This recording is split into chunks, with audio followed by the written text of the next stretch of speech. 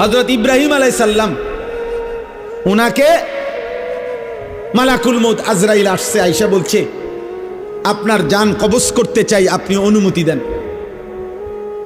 হাদিসের মধ্যে আছে প্রত্যেক নবীকে মৃত্যুর পূর্বে মালাকুল মউত জানায়, অনুমতি চায়।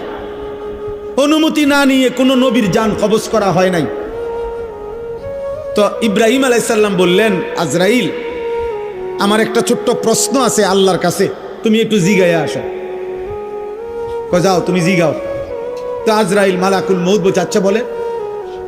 তো তুমি গিয়া বলবা আল্লাহর কাছে, আয়াকবিজুল খলিল রুহা খলিলিহি, আল্লাহকে জিজ্ঞাসা করবা গিয়া যে ইব্রাহিম জানতে চাইছে কোন বন্ধু কি বন্ধুর জান কবজ করে?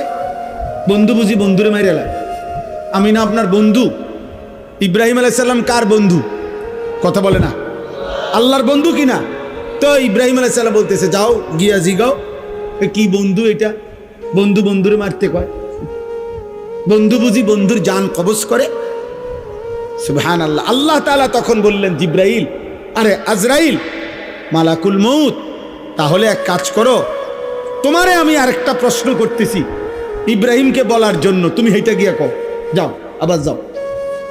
তো মালাকুল মউত এসে এবার ইব্রাহিম আলাইহিস সালামকে বললেন, আপনার কথার জবাবে আল্লাহ তাআলাও একটা প্রশ্ন করছেন, আপনি হেইটার উত্তর দেন।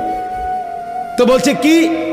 তো আল্লাহ তাআলা জানতে চাইছেন আয়াকরাহুল খলিল লিকা খলিলিহি, বন্ধু কি তাহলে বন্ধুর মুলাকাত সাক্ষাৎ চায় না? বন্ধু কি বন্ধুর সাক্ষাৎ পছন্দ করে না? তাইলে ইব্রাহিম আলাইহিস সালাম বুঝছে, হায় হায় এ তো মারা না, এ তো বন্ধুর মুলাকাত, এ তো মৃত্যু না রে, এ তো আমার সেই মালিকের মুলাকাত। পুরাটা জীবন আমি যার জন্য পরীক্ষা দিছি, যার জন্য আমি নমরুদের আগুনের কুণ্ডলিতে পড়লাম, যার জন্য আমার জীবনটা নবীদের মধ্যে সবচেয়ে বেশি অঞ্চল ছাড়ছে, হিজরত করছেন, এলাকা ছাড়ছে বেশি ইব্রাহিম আলাইহিস সালাম।